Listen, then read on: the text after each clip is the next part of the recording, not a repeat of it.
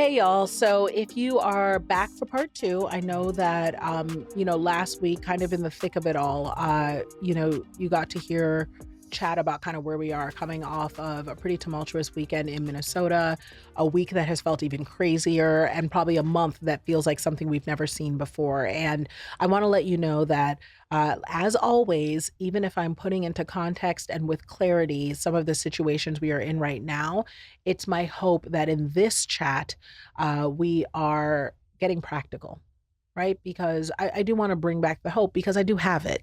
I have to. I got too many damn kids. So in this chat, I want to talk about what can we do, you know? But I did want to put some space between the two conversations to allow us to honor the grief that's required. Exactly what I talked about last time. Sometimes we just need to sit in the space of awareness of what is happening to us and what do we believe in. It's the why behind the what. So we know why we need to do something. So let's talk about what we're going to do. Now, in last week's chat, we talked a lot about grief, about violence, about immigration policy. You heard me get a little spicy, Nicole. Follow me for more on threads. um, and the moral line that it really feels like we're crossing as a nation. And I want to let you know today is different, right?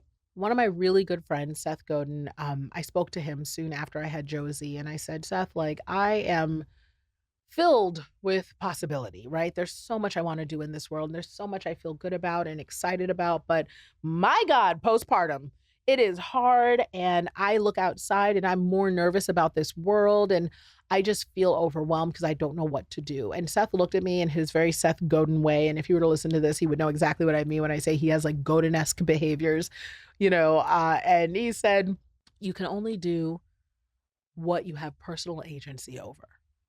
And I'm like, I just told you all these feels and you gonna give me one sentence? Like, but I've been holding on to it, since this conversation because it's true, and so today we're gonna talk about agency. You can only do what's in front of you, the next right thing. And and also because I know that outrage without action, it just turns into despair. And I think some of us may be feeling that or witnessing it, people who just feel like they're online and they're enraged all the time, but then it just kind of gets into there's nothing we can do. It's too far gone. Or even those thoughts kind of seep into your head. If you're of the generation, we're cooked, like, and I want to let you know, I don't believe that. I don't. We're American. Okay. Despair is not a strategy, and being cooked. Okay. That's not our style, right? That's not what we do. And, so I want to talk about what we can actually do as Americans, not as pundits, right? Not as people on our podcast, not as politicians, but as people with lives and jobs and pets and exhaustion and responsibility and limits, and especially as moms. A lot of you listening are just like me, regular folks who are driving, carpool, or folding laundry, or prepping dinner, or hiding in the bathroom for a few minutes, or in the car before you go in. And I just want you to know this chat is quick. It's for you. And it's not about doing everything, because I have no capacity for everything, but I know I have to do something, right? I need to do something consistently. I need to make sure it's humane, and I need to make sure it's within my real capacity. So I just want you to know I can give you that. So if you didn't have a chance to listen to the last chat because it is longer, I just want to let you know, I'm going to give you real quick. We got to be clear about the problem. Now, the problem that we have right now is not simply immigration numbers. Right? That's what it's the oversimplification that we're getting in the media, in the press, the spin, right? It's not just immigration numbers. It's not people pouring into the country, right? And the problem is not simply border security. That's an oversimplification. Take it from this poli-sci major. I'm going to teach you in school you real quick, right? The problem is not simply political division. What if I told you everything you've been fed? It ain't just that. I want you to know that the problem is that we now have a system that is getting detached from human consequence. We're trying to solve a crisis where policy right now is outpacing compassion, and enforcement is starting to replace discernment, and fear is starting to justify harm. Do you hear me? A lot of the laws and the policies that have been written in this country have not changed. They existed with Bush, they existed with Clinton, they existed with Obama. These are all policies that have existed, particularly around immigration. However, the enforcement is now becoming detached from human consequence and humanity. So, my goal right now, and hopefully if you're listening to this, the goal is not to win an argument. We're not even talking about immigration. We're talking about how do we do this in a way, how do we support this being done in a way that is ethical, moral, has humanity, compassion, kindness, and allows us all to show up within capacity. We want to restore humanity to a system that seems to have forgotten it. I feel like everyone, I hope you're listening to this and you're like, yes, girl, yes, that. And I want you to know that that's going to change what action looks like. So let me just say something first that needs to be said out loud, right? I don't need you to become an expert because ain't enough time in the world. And I don't need you to protest every weekend because some of us are not of the protesting type, right? Whether we have bad handwriting or we can't come up with a clever sign, or if you're a Black woman, we cannot be on the front lines. If you're of the 92%, you already know in our weekly Black Girl meeting, you heard the thing that was said in the minutes. If not, consult with the team. If you're a white person hearing this and you're saying to yourself, what do you mean weekly meeting of Black women? Ha ha ha, mind your business. I'm kidding. But seriously, we have private meetings. No, that said, I want you to know you don't have to burn yourself out to be effective. Okay? That's not what I'm asking of this, right? There's no magic recipe, right? And I'm not expecting you to be out there doing crazy things. Just because someone else does something, it doesn't mean it's what you have to do. We all have our jobs. And I also don't want you to burn out because it helps no one. You still got to be a mom. You still got to show up for your kids. We still have to live side by side with designing a world that we think is best for us to live within. So, sustainable change is absolutely built by people who can be engaged for the long haul. The chaos of this world, including even social media and being inundated with messaging, is specifically designed to get you to flame out. Because you're trying to do everything at once, you flame out and you're distracted, and then people are able to do what they want to you and to your family and to your country, especially moms, real life. We just have too much going on. And since you're already carrying mental load, invisible labor, emotional labor, family labor, like it's so much, I don't want to add guilt to your plate because you feel like you're not doing enough. I just want you to have options. So the things that I'm going to give you, I want you to just choose what fits your season. We all have jobs we can do. Now, this sounds small, but it is foundational. This is the first thing. And this first one I love because it's something that we all can do. And it's easy. It is, if you can't do any of the others, this one is easy for you. Ready? You can refuse to use language or be around language, and you can correct language that dehumanizes. It's real simple. It is real simple. You don't have to repeat any talking points that reduces people, because that is exactly what immigrants are. They're people, right? Fellow humans, living, breathing, just like me and you. You can refuse to repeat any talking points that reduces them to statistics, to threats, or to caricatures. You don't have to share that content. You don't have to text it to your cousin. You don't have to post it to your social, and you don't have to engage in it, even casually, even jokingly. And you definitely don't have to do it around your kids. You don't have to do it, because if there's anything else about getting this out of your lexicon and out of your being, then you'll recognize that you're not normalizing something for children who are just learning what's normal. Right there, you are stopping a cycle. You are correcting a flaw in the system. Just don't embrace it. You hear someone say criminal, illegal aliens, don't use it. You can say immigrants. That's enough.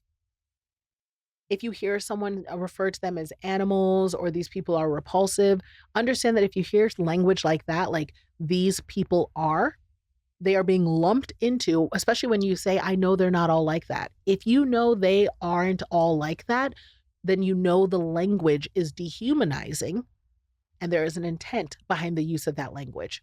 Don't participate. It's a simple, private way that you can decide internally that you don't want to play and be part of that system. And you definitely don't want to pass it on. And recognize that when we talk about immigrants as invaders, as criminals, as burdens, we're teaching our children exactly who we believe deserves dignity and who doesn't. Do you hear what I'm saying? I'm not talking about rights or citizenship or policy or paperwork. I'm talking about, especially if you, as you know, here I'm a Christian, if you are a Christian as well, we know that dignity is deserved by all. We know that our right to exist and be honored and seen as a child of God is something that we all have by birthright and by his stripes, right? So if we know that's the case, don't strip someone of that. Everyone deserves it. And that language, I promise you, strips them of it. And it is not required. It's not required. So just don't use it. Now, second portion of that is if you are feeling a little extra bold, right? You can actually correct gently when you hear misinformation. So if you hear someone else using that language, you can say, you could just call them immigrants, right? You don't even have to argue. That's it. Because if you stay human, that is not just an act of resistance. It doesn't mean that you are aligning with a different political party. It doesn't mean that you are out there, going crazy. But what it is when you stay human, you are protecting yourself and you are protecting your soul. And you are insisting that the system gets better, even in its language and action every single day. Okay? Step one. So the second thing, and this is another one that you can do where you are as a mom, right? You don't need to consume everything. There's so much out there. When I tell you every podcast, every piece of social media, heck, right now I'm giving you stuff, right? It feels like every single thing has something to say. And I'm hoping, I don't intend to make the podcast solely about this, but you know how I am. It feels remiss to move to the next thing without addressing the elephant in the room. We got to talk about it, right? But even if we're not going to consume everything, we do need to try to get accurate information. And I have a lot of conversations with people on different sides of the aisle, different political spectrums. And the biggest thing that is always overarching is, gosh, especially in the age of AI, it is so hard to know who is telling the truth. So I want to tell you this. It's a simple way to kind of cut through some of the noise. Choose one or two trusted sources. I know that part can get hard. Here's what you want to look for.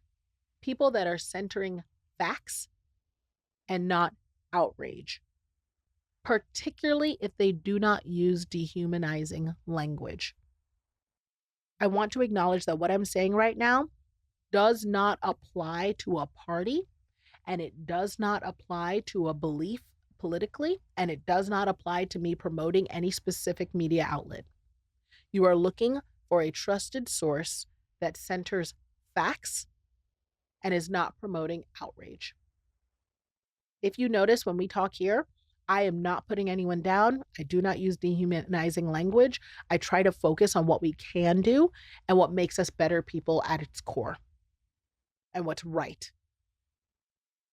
That aligns with my Christian values. That's a huge part of it. It also aligns with morality, just trying to do right by the person next to us. But I'm not here to try to make you angry or mad, but I am trying to get you out here doing something. Now, in terms of things to learn, if you have time to do a swift Google, learn the basics of how immigration law actually works. And as a resource for that, it's not social media. It's not your favorite, TikTok commentator that you see. It's not a podcast.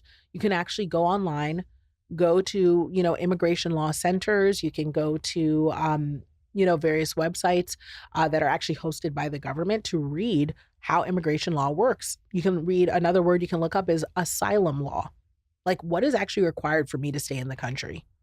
How often is that given out to people? Instead of just trusting the numbers that other people are telling you, just go look them up. One of my favorite things as the child of immigrants, to this country, was that growing up, I could go to a library. My parents didn't grow up with libraries in Ghana, West Africa. And being able to go to a library and the freedom of information, I hope you hear the weight of that. The freedom of information is so core to being American. And people will try to tell us that transparency is getting lost, but it's not lost. You can walk to a library and grab a book. You can go and you can look up court cases. You can find that information and you can read it with your own eyes. You literally do not have to believe anything a podcaster tells you, even if I say something. Please check my work. Check my work. Shoot me an email. Be like, Nicole, that was wrong. I love that. I will correct myself on air if I'm incorrect. 100%. When I tell you, you can go and get the info and you don't have to take it in from a third party. That third party includes anybody with a microphone. You hear me? Anybody with a microphone is a third party, and you have the ability to go get it yourself. Don't be so lazy that you just want to get it quick and not quality. Learn about due process, which is the rights that you are afforded as an American and the rights that all people are afforded on American soil. Meaning, once you are within this country, you are afforded the rights of what's called due process. In short, due process means the process of being in court on trial and explaining what you are being accused of. Everyone is entitled to a right to explain if they are within America. You do not forfeit that right ever. There's nothing you can do that takes away your right to explain why you have done what you've done. That is like the core of being American. So you can actually look that up. I've just explained it to you, but you can look it up. Now, this matters because the one thing that will feed fear is not just the messaging you see online, the videos, the thing that kind of freaks us out all the time and has our nervous systems in a tizzy. It's ignorance. That's where we're meeting the media. If we're meeting the media and we don't know better, because we just haven't had the time, because understand that the media will, and other people will convince us saying, oh, you're just stupid. That is the cheap route. You know that I will never take that route. That on both sides, people are so quick to say these people are idiots, they're dumb, they don't know any better, they're stupid, they're all of this. Listen, I don't care where someone may start because I may have complete ignorance, the knowledge of a third grader on a certain issue. But what's beautiful about America is that I can become an expert if I just use access to the tools. The resources are available. Go get them. Don't let anyone tell you don't know. Use those books. People don't ban books if they aren't powerful. Go get them. And if you are a mom with limited time, I want you to know that audio is your friend. A lot of these things have been transcribed. They are available. You can get them. And I don't just mean podcast, but also long form interviews with the people on site. If there's a particular case that you're wondering about, oftentimes the lawyers who were in that case will do interviews and discussions about that case, and they will tell you. You don't need to be a master of policy, but you do need to have enough understanding so that when you see cruelty, you can recognize it. And I do believe that, especially because we're mamas, it's something about our special hardwiring. We know cruelty when we see it. But what we don't want is a narrative telling us it's anything but, and we want to be able to challenge it accordingly, if not publicly, within ourselves, within that narrative that's being fed to us. And education helps with that. So let's talk a little bit about local, like actual action. Some of us feel like I need to physically go do something. I need to haul my tail out of my house and go do something, right? And this is where people often miss the mark, right? National politics and changing things in a bigger sphere can feel very overwhelming. Look, I'm not asking you to run for governor, okay? If you have it in you, though, I'm not mad at that, okay? But I'm not asking you to do that. That's overwhelming, I want you to know that local action is actually where change occurs. Just your city board, superintendent, getting out and joining PTA and making sure that your school is headed in the right direction. Them kids is actually reading books and not just excerpts, right? These things really matter. Find out what's happening in your own city and your county. Go to the town hall meeting. Listen to the town hall meeting. Oftentimes, if you go to websites for your city or your chamber of commerce, those meeting minutes are all recorded and put up there. And you can just listen to them and you'll know what's happening in your own town. Oftentimes in different major cities, there's a local immigrant aid organization. There are legal defense funds. There are family resource centers. For those of you who say that you are deeply in support of legal immigration, help legal immigrants. That is a way to push things in the right direction. Instead of allowing people to tell you that the focus is on illegal immigrants, if you are in support of legal immigration, then go support legal immigration. Donate to legal defense funds for legal immigrants. go to family resource centers that are helping legal families get on their feet and be supported as refugees in this country because they are legally determined to be here. Put your money where your mouth is. Be the hands and feet of Jesus. Do the work. And supporting local groups, it doesn't require marches. It doesn't require a shit ton of money. It can be $20. It can be $5. It all counts. It can be, if you have resources, some of y'all are heads of the PTA, you know everybody. Some of y'all live in towns where you have literally the connections to get people in anywhere. Little do you know that family resource company has been trying to rent an apartment in a place and your brother owns the building and they have the money to pay for everything. They just need help kind of navigating. They don't even know what to do. Some of these family, they just need help filling out paperwork. You can sit there and help someone fill out a form to get into school. You're the person who runs the school. If you feel like getting your hands, in the game to support the side that you care about or the things that you care about within that side, then that's a way you can do it. And if you're somebody like me who sometimes feels stretched thin at capacity, but financial support is something you can do, trust me, financial support is received, okay? Not everybody, time is appreciated, but treasure is too, okay? And money is a form of action. And of course, I always like to close with this one because this is a big one, right? I told you I'd keep it quick. It's obvious, but it's always worth repeating. Your local election matters. It matters. I said this, back in November of 2024. Even if you do not want to vote in the presidential election, even if you are on the fence about it, the work matters locally.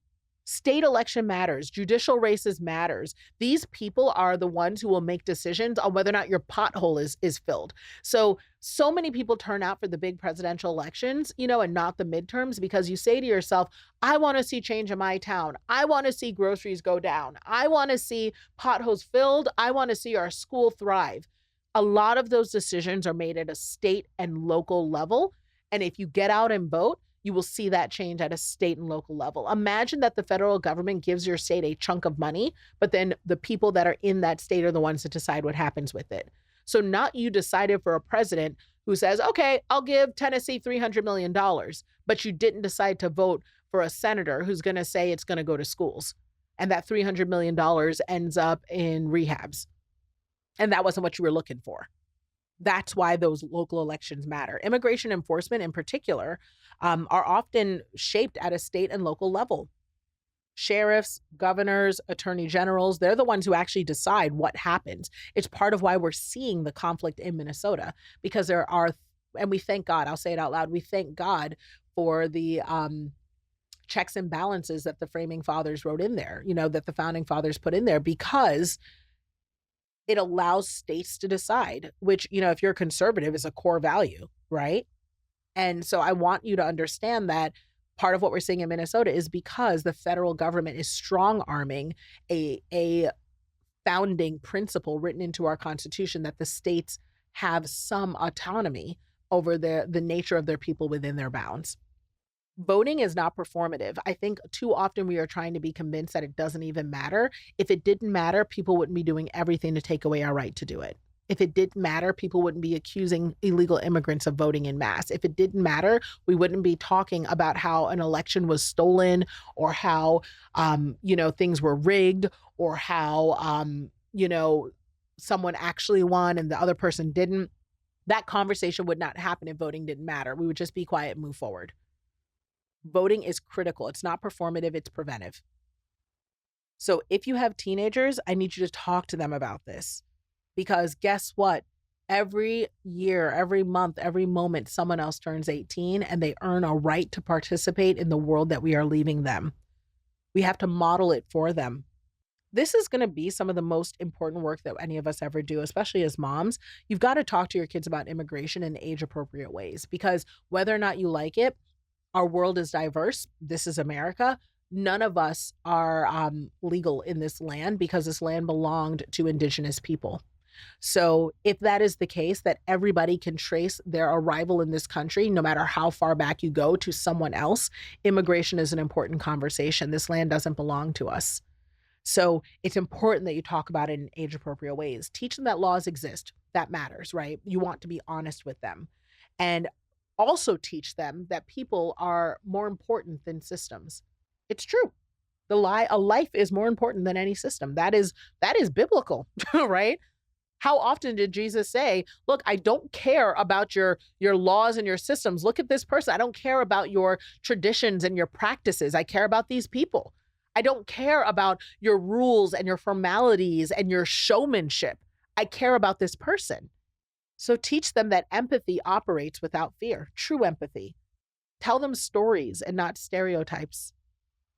Stories written by the people that have experienced them, in all honesty, and not stereotypes that are told by people who know nothing of the actual life. And let them see that you care, you know? It's so easy, I think, sometimes, especially in our home with a 14-year-old who's very aware but still 14. Sometimes I'm like, man, I don't want her to see me cry. I don't want her to see me shaken. You know, I want her to feel comfortable and confident every day that everything's fine. And one, I can promise you with teenagers, they don't keep caring about themselves no matter what. Okay, they might give you a blip of everything good or what's going on, and they will get right back to that TikTok dance or, what the kids are talking about. It's just what it is, right? But let them ask questions and answer them. Let them see you wrestle with the complexity of the human existence. It grows them. We don't control this world that our kids are going to inherit, but we can definitely shape how they move through it and what they see and how they interact. And before I let you go, I want you to know, as you're kind of looking through these things that I've given you, some of which are you can do from the couch, some of which you can do in your community, all of which you can do throughout your life. I want you to know that this is a long haul game and change is slow. It's slow. It's why what you're seeing right now happening, it's all done on the promise that we can do things quickly, faster than you've ever seen, more than you've ever had. I can tell you, as someone who's been a business consultant for coming on 20 years, someone who's been doing this work where I've moved around a lot of money and worked with people. Anytime someone promises you results overnight, they're probably scamming you. It's just not sustainable. Quick results come with a lot of friction and they do not last. And people will play to the fact that change is slower than we want in order to get what they want and to tell you stories and things that get you to buy in with results that they can't actually deliver. And when it comes to doing the work, when it comes to making sure that we are truly heard and we're moving things in the right way, I want you to know that history is shaped by sustained pressure, not constant panic, not inflection points of, I want to put up a black box. I want to donate to a certain cause. I want to issue a think piece. I want to do this sort of thing. You've got to maintain the same conversation, ethos, action, interaction, and just continuously evolve and grow yourself as you learn more and share that with others. So you're going to need to take breaks when you need to. You are entitled to joy, and joy is a form of resistance. You can unplug when you feel overwhelmed. Your nervous system deserves to be protected. Rest is not disengagement, and don't let anyone convince you otherwise, because that is also part of the process that breaks you. It's maintenance. And a tired advocate becomes one who falls into despair and becomes cynical and says, why does this even matter if the expense is my health? If you're well rested, you're able to tap from your compassion. I want you to know that you're not powerless. Come back and listen to this as many times as you need to catch all the steps. Whenever you're at loss, whenever something strikes you, wherever you feel like you are shaken in your hope, I want you to come back and listen to this and hear all the things you can do. You have so much power. If you didn't have power, they wouldn't try to take it from you. You are not insignificant. And you also aren't required to become someone totally different in order to make a difference. You can show up as you are with what you have where you are.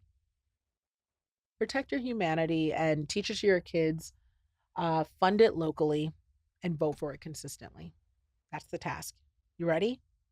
Protect your humanity, teach it to your kids, fund it locally, and vote for it consistently. This is how change happens. It's not loud. It's not perfect, but it is faithful. I do not take lightly the trust that we have here.